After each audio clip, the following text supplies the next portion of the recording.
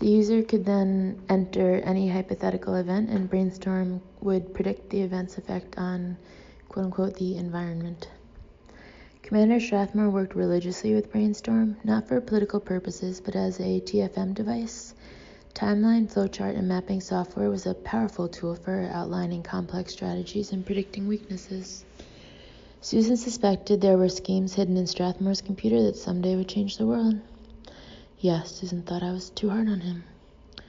Her thoughts were jarred by the hiss of the Note 3 doors. Strathmore burst in. "Susan," he said, "David just called. There's been a setback." Chapter 16. A ring? Susan looked doubtful. "Tonkado's missing a ring?" "Yes, we're lucky David caught it. It was a real heads-up play." It was a real heads-up play. "But you're after a passkey, not jewelry."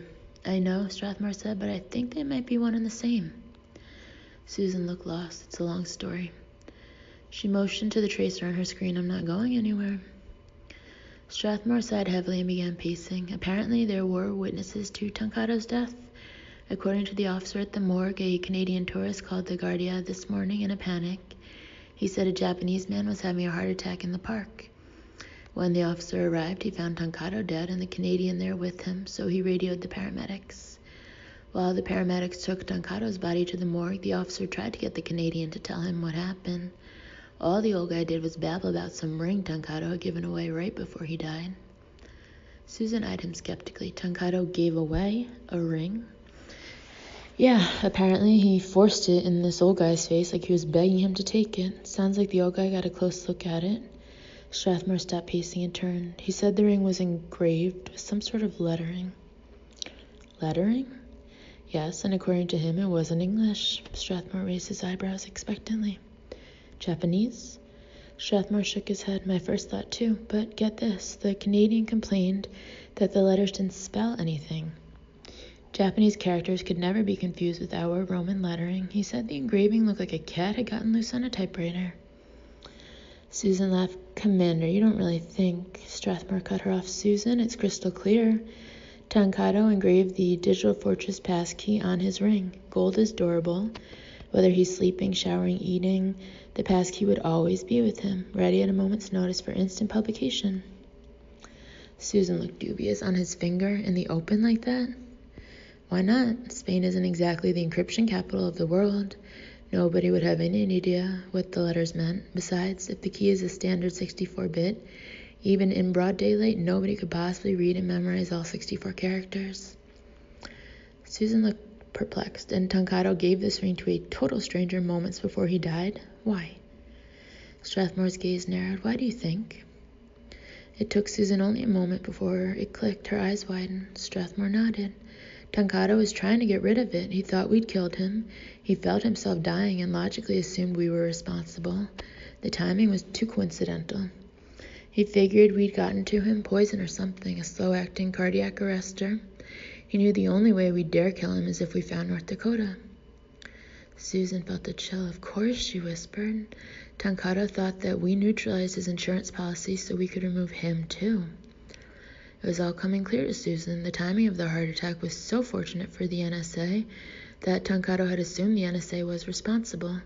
His final instinct was revenge, and Sai gave away his ring as a last-ditch effort to publish the passkey. Now, incredibly, some unsuspecting Canadian tourist held the key to the most powerful encryption algorithm in history.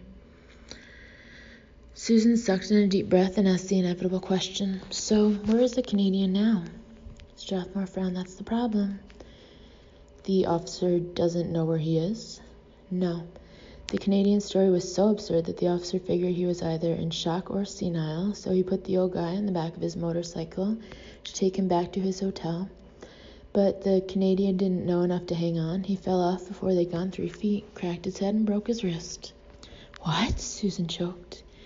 The officer wanted to take him to a hospital, but the Canadian was furious, said he'd walk back to Canada before he got on that motorcycle again. So all the officer could do was walk him to a small public clinic near the park. He left him there to get checked out. Susan frowned. "I assume there's no need to ask where David is headed." Chapter 17. David Becker stepped out onto the scorching tile concourse of Plaza de España. Before him, El Ayuntamiento, the ancient city council building, rose from the trees on a 3-acre bed of blue and white azulejo tiles. Its Arabic spires and carved facade gave the impression it had been intended more as a palace than a public office. Despite its history of military coups, fires, and public hangings, most tourists visited because the local brochures plugged it as the English military headquarters in the film Lawrence of Arabia. It had been far cheaper for Columbia Pictures to film in Spain than in Egypt, and the Moorish influence on Seville's architecture was enough to convince moviegoers they were looking at Cairo. Becker reset his Seiko for local time, 9:10 p.m., still afternoon by local standards. A proper Spaniard never ate dinner before sunset, and the lazy Andalusian sun seldom surrendered the skies before 10. Even in the early evening heat, Becker found himself walking across the park at a brisk clip. Strathmore's tone had sounded a lot more urgent this time than it had that morning. His new orders left no room for misinterpretation. Find the Canadian, get the ring, do whatever is necessary, just get that ring. Becker wondered what could possibly be so important about a ring with lettering all over it. Strathmore hadn't offered, and Becker hadn't asked. NSA, he thought, never say anything. On the other side of Avenida Isabella Católica, the clinic was clearly visible, the universal symbol of a red cross in a white circle painted on the roof. The Guardia officer had dropped the Canadian off hours ago. Broken wrist, bumped head, no doubt the patient had been treated and discharged by now. Becker just hoped the clinic had discharge information, a local hotel or phone number where the man could be reached. With a little luck, Becker figured he could find the Canadian, get the ring, and be on his way home without any more complications. Strathmore had told Becker, use the $10,000 cash to buy the ring if you have to, I'll reimburse you. That's not necessary, Becker had replied. He'd intended to return the money anyway. He hadn't gone to Spain for money, he'd gone for Susan. Commander Trevor Strathmore was Susan's mentor and guardian. Susan owed him a lot. A one-day errand was the least Becker could do. Unfortunately, things this morning hadn't gone quite as Becker had planned. He'd hoped to call Susan from the plane and explain everything. He considered having the pilot radio Strathmore so he could pass along a message, but was hesitant to involve the deputy director in his romantic problems. 3 times Becker had tried to call Susan himself, first from a defunct cellular on board the jet, next from a payphone at the airport, then again from the morgue. Susan was not in. David wondered where she could be. He'd gotten her answering machine but had not left a message. What he wanted to say was not a message for an answering machine. As he approached the road, he spotted a phone booth near the park entrance. He jogged over, snatched up the receiver, and used his phone card to place the call. There was a long pause as the number connected. Finally, it began to ring. Come on, be there. After 5 rings, the call connected. Hi, this is Susan Fletcher. Sorry I'm not in right now, but if you leave your name... Becker listened to the message. Where is she? By now, Susan would be panicked. He wondered if maybe she'd gone to Stone Mountain without him. There was a beep. Hi, it's David. He paused, unsure what to say. One of the things he hated about answering machines was that if you stopped to think, they cut you off. Sorry I didn't call, he blurted just in time. He wondered if he should tell her what was going on. He thought better of it. Call Commander Strathmore, he'll explain everything. Becker's heart was pounding. This is absurd, he thought. I love you, he added quickly and hung up. Becker waited for some traffic to pass on Avenida Borbola. He thought about how Susan undoubtedly would have assumed the worst. It was unlike him not to call when he'd promised to. Becker stepped out onto the 4-lane boulevard. In and out, he whispered to himself, in and out. He was too preoccupied to see the man in wire-rimmed glasses watching from across the street. Chapter 18. Standing before the huge plate glass window in his Tokyo skyrise, Numataka took a long pull on his cigar and smiled to himself. He could scarcely believe his good fortune. He had spoken to the American again, and if all was going according to the timetable, Ensai Tankado had been eliminated by now, and his copy of the passkey had been confiscated. It was ironic, Numataka thought, that he himself would end up with Ensai Tankado's passkey. Tokujin Numataka had met Tankado once many years ago. The young programmer had come to Numatech Corp fresh out of college, searching for a job. Numataka had denied him. There was no question that Tankado was brilliant, but At the time, there were other considerations. Although Japan was changing, Numitaka had been trained in the old school. He lived by the code of Menboku, honor and face. Imperfection was not to be tolerated. If he hired a cripple, he would bring shame on his company. He had disposed of Tankado's resume without a glance. Numitaka checked his watch again. The American, North Dakota, should have called by now. Numitaka felt a tinge of nervousness. He hoped nothing was wrong. If the passkeys were as good as promised, they would unlock the most sought-after product of the computer age, a totally invulnerable digital encryption algorithm. Numitaka could embed the algorithm in tamper-proof, spray-sealed VSLI chips and mass-market them to world computer manufacturers, governments, industries, and perhaps even the darker markets, the black market of world terrorists. Numitaka smiled. It appeared, as usual, that he had found favor with the Shichigo-san, the 7 deities of good luck. Numitech Corp was about to control the only copy of Digital Fortress that would ever exist. $20 million was a lot of money, but considering the product, it was the steal of the century. Chapter 19. What if someone else is looking for the ring? Susan asked, suddenly nervous. Could David be in danger?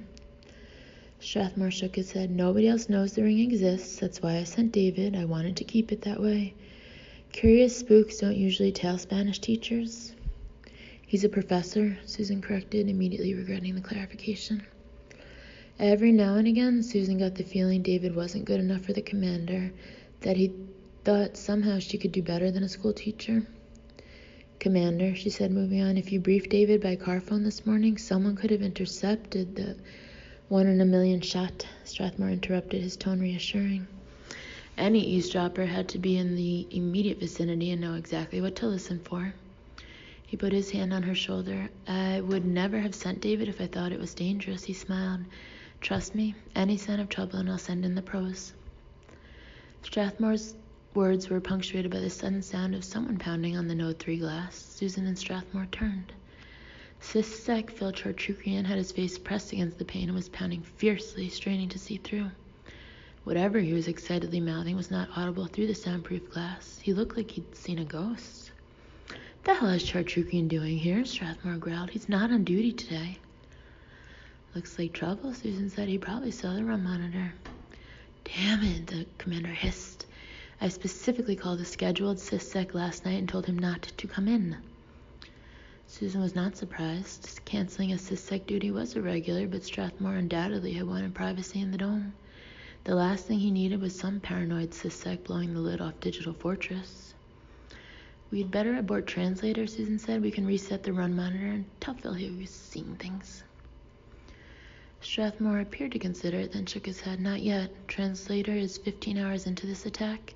I want to run it a full 24 just to be sure. This made sense to Susan. Digital Fortress was the first ever use of a rotating clear text function. Maybe Tankado had overlooked something. Maybe Translator would break it after 24 hours. Somehow Susan doubted it. Translator keeps running, Strathmore resolved. I need to know for sure this algorithm is untouchable. Charchukian continued pounding on the pane. Here goes nothing, Strathmore groaned. Back me up. The commander took a deep breath and then strode to the sliding glass doors. The pressure plate on the floor activated and the doors hissed open. Charchukian practically fell into the room. Commander, sir, I am sorry to bother you, but the run monitor, I ran a virus probe and... Phil, the commander gushed pleasantly as he put a reassuring hand on Charchukian's shoulder. Slow down. What seems to be the problem?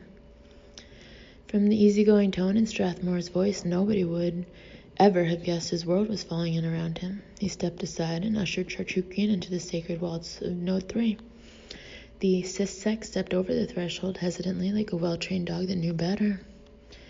From the puzzled look on Charchukian's face, it was obvious he'd never seen the inside of this place.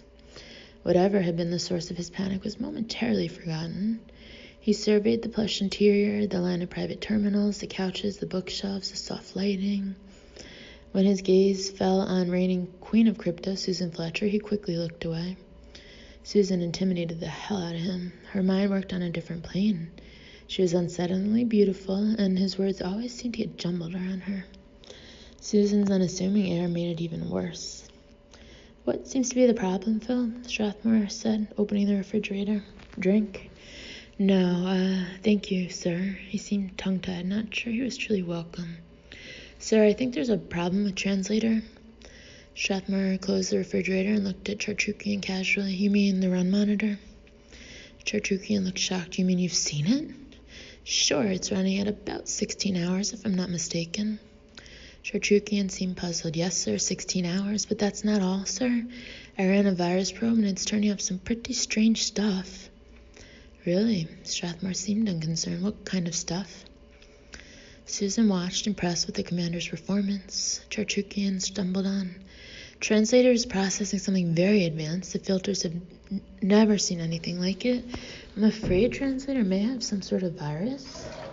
A virus? Strathmore chuckled with just a hint of condescension. Phil, I appreciate your concern, I really do, but Ms. Fletcher and I are running a new diagnostic, some very advanced stuff. I would have alerted you to it, but I wasn't aware you were on duty today. The CysSec did his best to cover gracefully. I switched with the new guy, took his weekend shift. Strathmore's eyes narrowed. That's odd. I spoke to him last night. I told him not to come in. He said nothing about switching shifts. Chartrukian felt a knot rise in his throat. There was a tense silence. Well, Strathmore finally sighed. Sounds like an unfortunate mix-up. He put a hand on the CysSec's shoulder and led him toward the door. The good news is you don't have to stay. Ms. Fletcher and I will be here all day. We'll hold the fort. You just enjoy your weekend. Chartrukian was hesitant. Commander, I really think we should check the... Phil, Strathmore repeated a little more sternly. Translator, it's fine. If your probe saw something strange, it's because we put it there. Now, if you don't mind... Strathmore trailed off and the CysSec understood. His time was up. Diagnostic my ass, Chartrukian muttered as he fumed back into the CysSec lab. What kind of looping function keeps 3 million processors busy for 16 hours? Chartrukian wondered if he should call the CysSec supervisor. Damn cryptographers, he thought. They just don't understand security. The oath Chartrukian had taken when he joined CysSec began running through his head. He had sworn to use his expertise, training, and instinct to protect the NSA's multi-billion-dollar investment. Instinct, he said defiantly. It doesn't take a psychic to know this isn't any damn diagnostic. Defiantly, Chartrukian strode over to the terminal and fired up Translator's complete array of system assessment software. Your baby's in trouble, Commander, he grumbled. You don't trust instinct. I'll get you proof.